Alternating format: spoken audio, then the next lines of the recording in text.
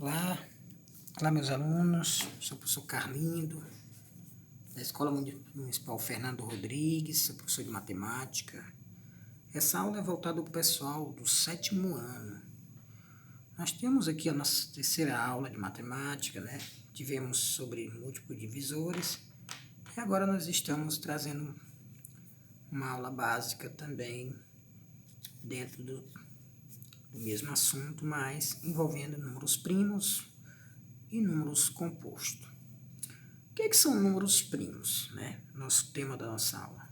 A nossa definição diz assim, ó, que é todo número natural maior do que 1 e que tem exatamente 2 divisores. Isso aqui é a condição. Ele tem que ter 2 divisores e esses divisores têm que ser maior do que 1. Por isso, distintos, 1 e ele mesmo. Vamos para a prática. Nós temos aqui alguns exemplos de números primos. Eu pus para vocês aqui o 2, menor divisor com 1, par, é o 2. Temos o 11, o 7, o 17. São números primos. Por quê? Porque ele tem apenas 2 divisores. Muito bem. Aí nós temos a definição de números compostos. O que é um número composto? É todo número natural maior do que 1 e que tem mais de 2 divisores distintos. Ele é o contrário do número primo simples. Então, o número primo ele tem apenas 2 divisores e o número primo composto ele vai ter mais de 2 divisores. Eu pus aqui 28. Quais são os divisores de 28 que nós aprendemos na aula passada, né? Então, nós temos os divisores de 28. É 1, é 2, é 4, é 7, 14 e 28. Então, ele tem seus 6 divisores. Vamos analisar aqui esse exemplo aqui. Eu tenho aqui um exemplo. Por exemplo aqui, 30. Perguntasse para vocês, 30, ele é primo? Provavelmente não. Por quê? Porque eu teria, se eu fosse colocar os divisores de 30, vai ser 1, vai ser 2, 3, tem algum número que multiplicando por 4 vai dar 30? Não, né? Então vai ser 5, 5 sim, o 6 também, provavelmente o 6, 7 não, né? 8 também não, 9 também não, 10, ok, 10 é divisor de 30. Temos também do 10, vamos pular lá para o 11, não dá, 12 não dá, 13 não dá, 14, vamos pular para o 15, chegou na metade, nós temos o 30. Então, todos esses são divisores de 30.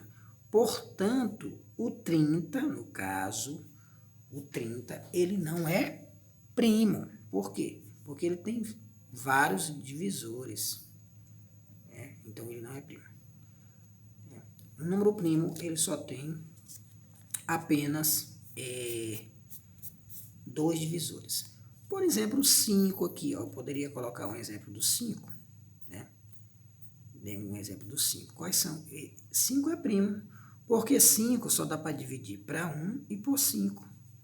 Então, quais são os divisores de 5? É 1 e 5. Então, ele é um número primo. Além desses demais que eu apresentei para vocês.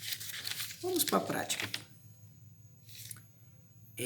Atividade. Nós temos uma atividadezinha aqui.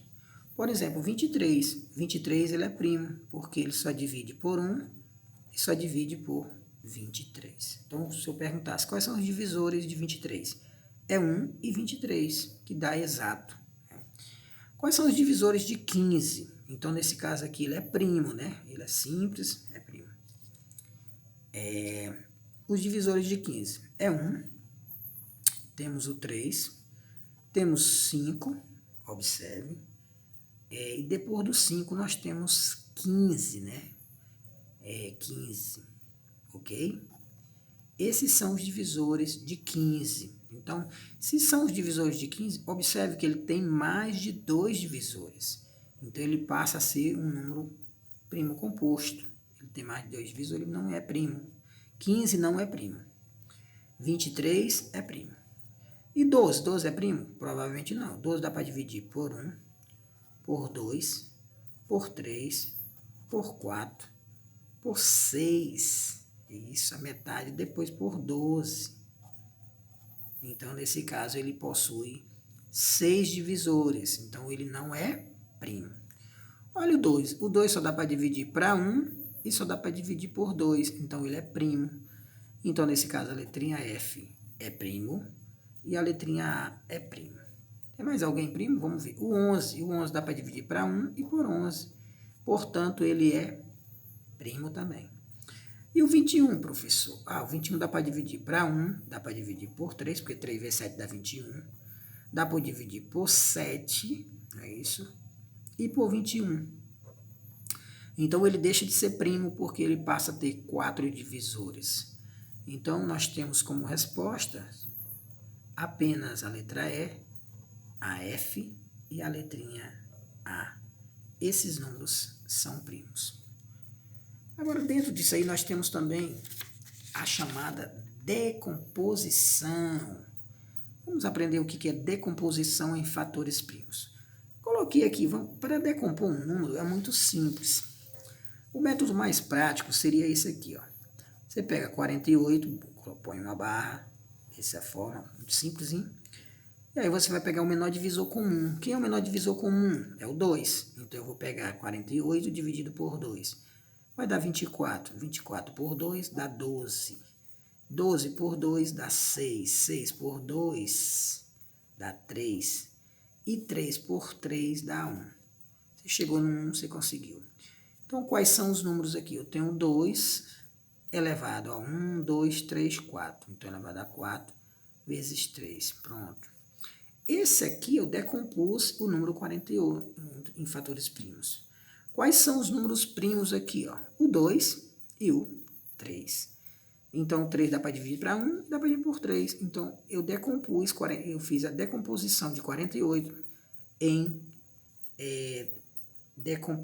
fiz a decomposição em fatores primos, certo? Aí a nossa resposta, 2 elevado a 4 vezes 3. E se eu multiplicar aqui e fazer todo o processo, provavelmente vai dar 48.